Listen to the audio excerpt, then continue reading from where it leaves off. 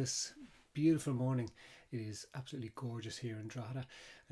We've been so lucky with this lockdown that the weather has been so nice.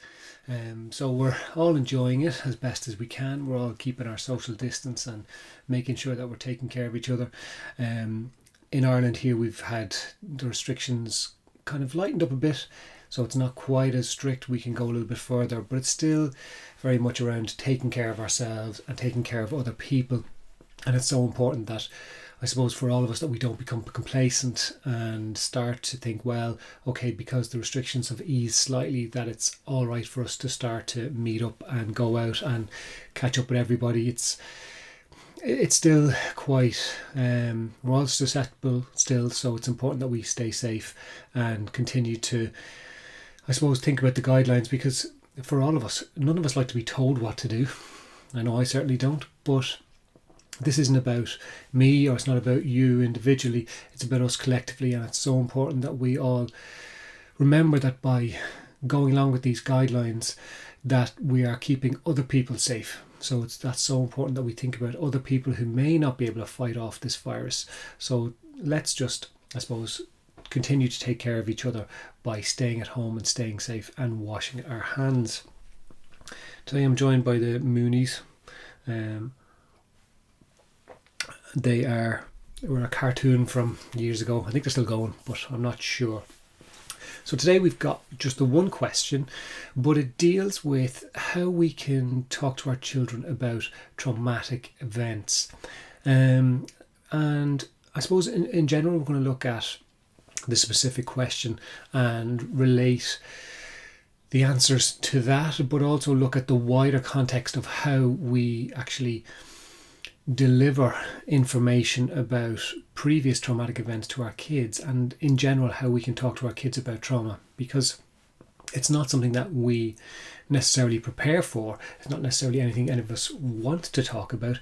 It is just part of life. And I think that's the big thing. We can try and protect our children as best as we can from hurt and pain, but as I said before, it's so important that we remember that hurt and pain is part of life, that there's nothing we can do about it. There is nobody on this planet who has gone through life without any hurt or pain, because it's all about the individual person and what they experience. So we will delve into that. What I will say is, I would be grateful if you could continue to support these podcasts through the Patreon page, patreon.com/Al O'Donoghue podcasts. If you can't support on a monthly basis, maybe the price of a cup of coffee, that's absolutely fine. I completely understand. Even just liking and sharing this content does make a difference, and tell your friends about it, because they may find some use with it.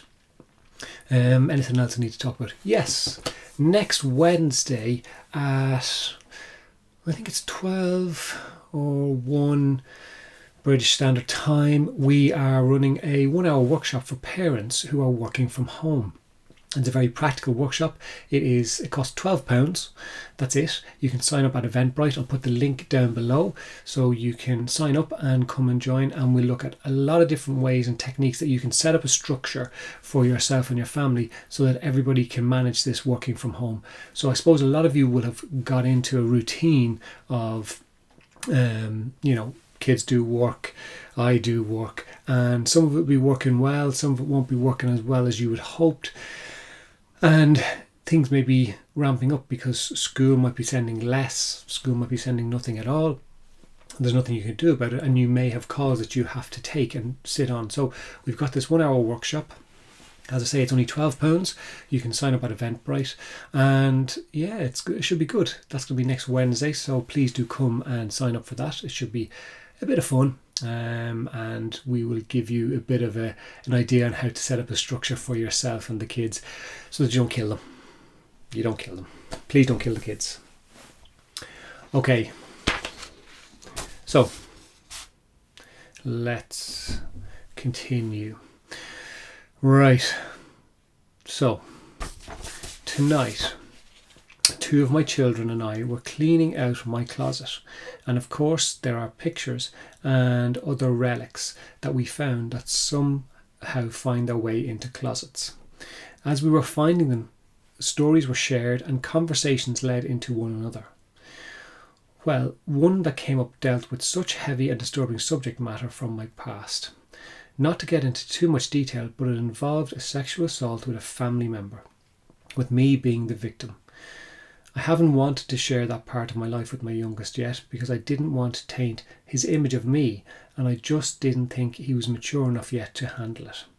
I did end up telling him about the incident, but of course withheld details. He got extremely upset and wanted to obviously hurt that person. I told him to calm down and hopefully talked him down and away from thinking such vengeance, without trying to excuse it away. So my question is, should I have done that? I know it's too late, but maybe it could help some other parents in similar situations to know when and how to share something so devastating, and whether or not we should share those parts of ourselves at all. I've always had the belief that if my children are asking, better them to hear it from me excuse me, than anyone else, so that they get the correct information, and I also try to keep that information age appropriate. Anyway, I wanted to hear your thoughts and maybe share so it could help others in the future. So that is quite a devastating situation to occur to anybody, and as a parent it is one of those things that it's a reality. So do I talk about this with my children? Do I not talk about it? How will they look at me? How will they look at the other person? How will they react themselves? And it is very, very difficult to draw a conclusion. And I don't think there is any definitive answer to this. So this person has gone through a traumatic event, and they actually subsequently sent me another message saying that they have dealt with it themselves. So they're okay within themselves, around themselves, and that they're not having to manage the incident or struggling to manage the incident themselves, which is, great to hear, and that's really, really important. But I suppose for your son, now you don't say what age he is, but I suspect he's probably in his teens. So, like you said, it is you shared information, but it's not all the details, which is probably important, because does he need to know all the details? And I think what this brings up for me is about the appropriateness and the nature of the content that we tell our children about any traumatic event. So it may not necessarily be something as distressing as a sexual assault. It could be, a relative of yours who passed away, a sibling that your child never knew, but it's deep for you. But if with things like a sexual assault, if you're hearing this about one of your parents, you are going through the emotions of that impact as if it may well be today. And that could be where your son this is stemming from within him, is that all of a sudden he's hearing about a sexual assault, and it doesn't matter how long ago it was. To him, it might as well be now, because all of a sudden he knows the person who has committed this assault, and he wants to get vengeance for you because his mum is hurt, so he wants to hurt back. And I think most people would probably say, I completely understand where he's coming from. I completely understand why he feels this way. I completely understand why he wants to do what he wants to do. And it's a natural inclination. So sometimes it's about us taking that step back and going, okay, I'm making the decision to talk about this right now. And it seems from what you've said that this very much flowed. So the conversation was flowing. You were discussing things, and one thing led to another, and then you took the decision that when you got triggered, that something that it would come out. So maybe you hadn't planned for this to happen at this point, but it did. For other people out there, maybe it is around sitting down with your family members and discussing about when might be the time that's right for me, but also right for them to hear about something like this, because it's never going to be an easy discussion to have. It's never going to be something that they're going to go, oh, sorry to hear that happened to you. I'm just going to carry on about my day, because they're emotionally invested in you. They love you. They want you to be okay. Excuse me. And it's such a difficult thing. So ultimately, this comes down to you and how you feel about talking about something that happened to you with your children. So for some people out there, they will say, I never want my children to know what happened to me, because it's just, they don't need to carry that weight. And that's absolutely fine.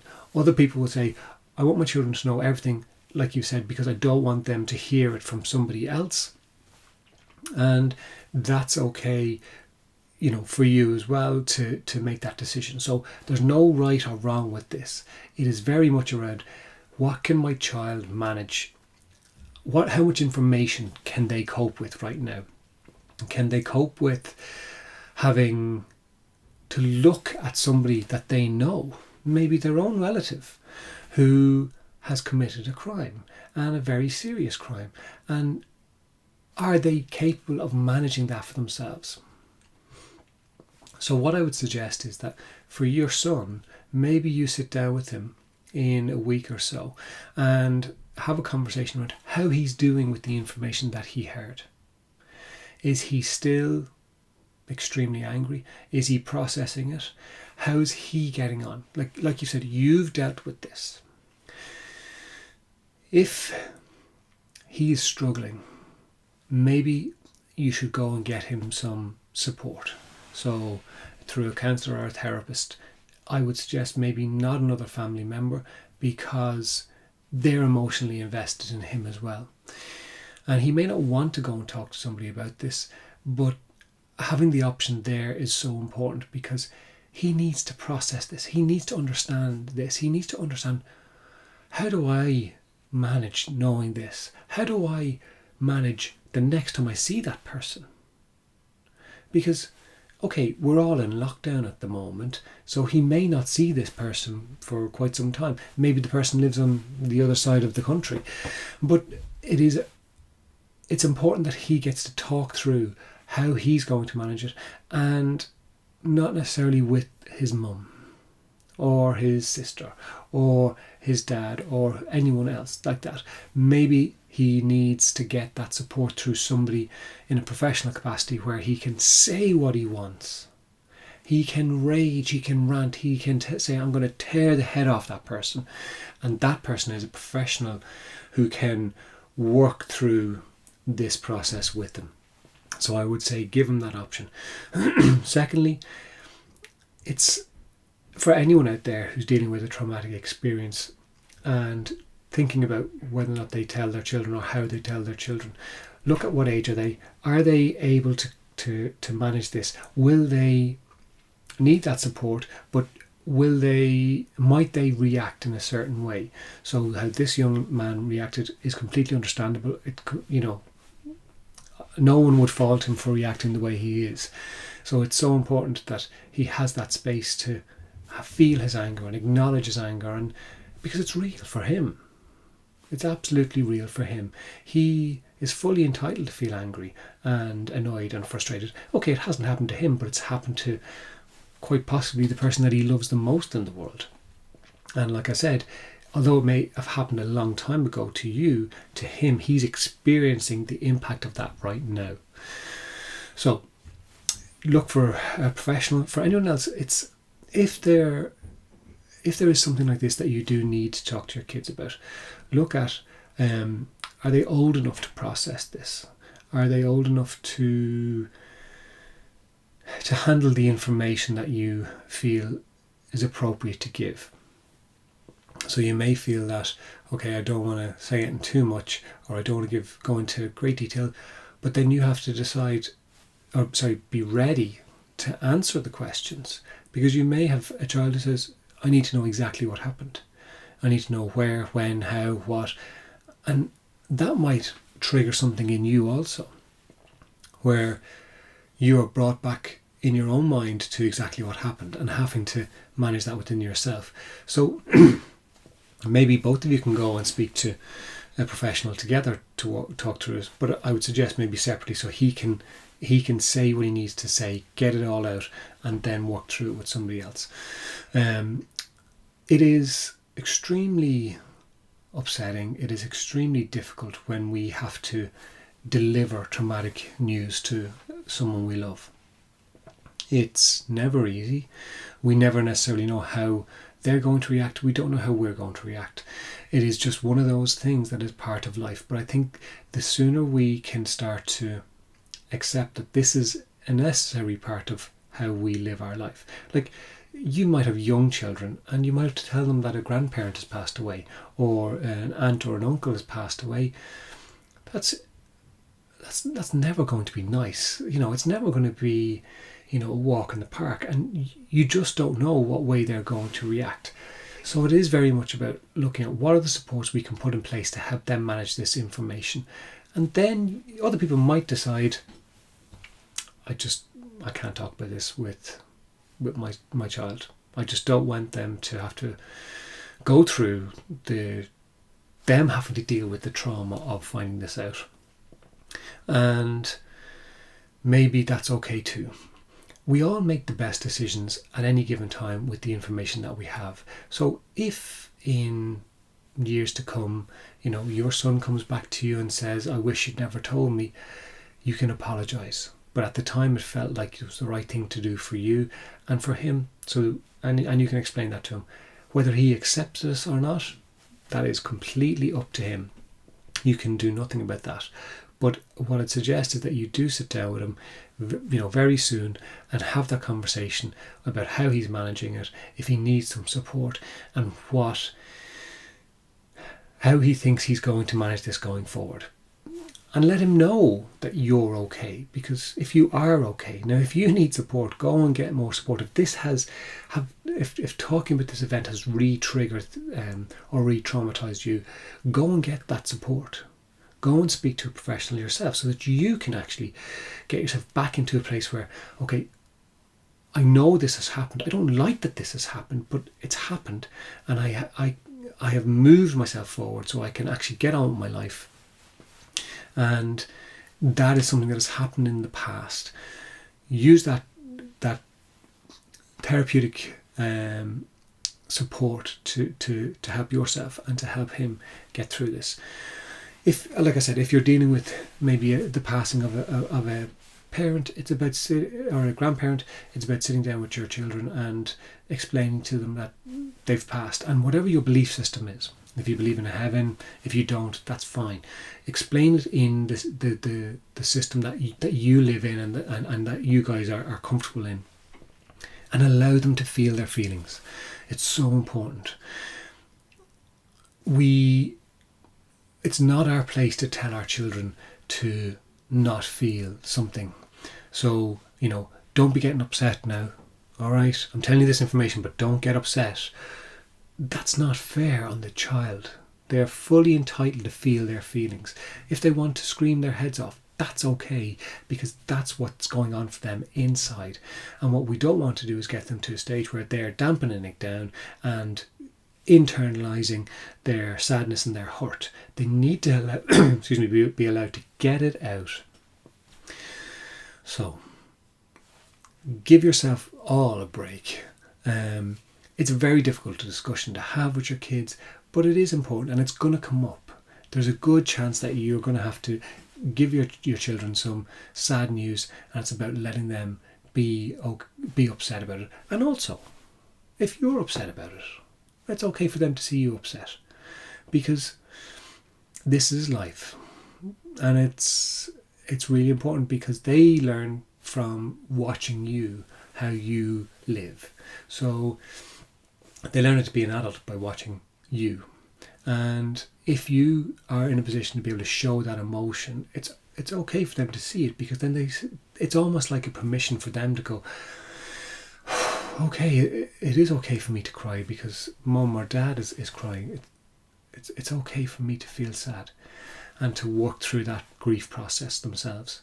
But always, always, always, if your child needs extra support, that's a huge burden for you to carry all by yourself, and not something that's necessarily fair to you or to your child to have to do it. So go and get some support there. I know in Ireland here there are tons of, well, not tons, but there are quite a few supports for children who are dealing with grief and trauma. The Rainbows program is a fantastic program. So those options are out there. Use them. Allow your child to use them, and ultimately you will all be okay going forward. That is going to be the case. You are all going to be okay going forward. And take care of yourself. Okay? Take care of all yourselves. I hope this has been of some benefit. It's quite a heavy topic, but it's a real topic. It's a real life situation for people all over the world.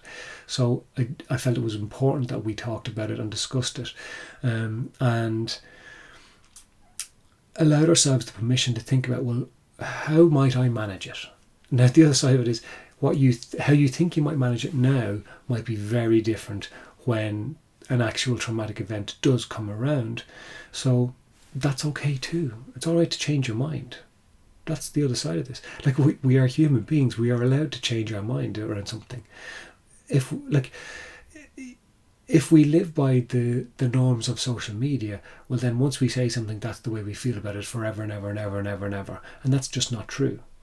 You know, when I think back some of the things I've said to people in the past, or some of the thoughts I've had in the past, I go, that's just not, it's not right. It's not who I am now. Thankfully, when I was younger, I didn't have social media where I was plastering it all over the place, where people can pull it back up 10 years later and go, you said this.